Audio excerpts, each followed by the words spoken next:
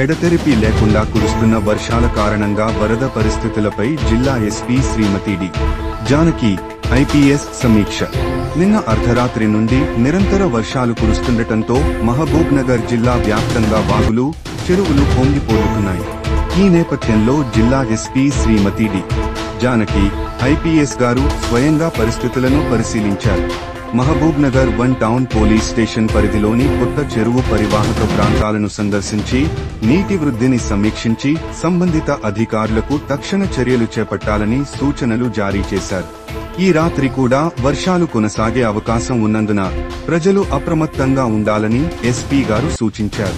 తదనంతరం జిల్లా స్థాయి అధికారులతో టెలికాన్ఫరెన్స్ నిర్వహించిన ఎస్పీ గారు రాబోయే 3 రోజులు అతి భారీ వర్షాలు ఉంటాయని హెచ్చరించి ప్రజలకు ఎలాంటి ఇబ్బందులు కలగకుండా తక్షణ స్పందనతో చర్యలు చేపట్టాలని ఆదేశించారు.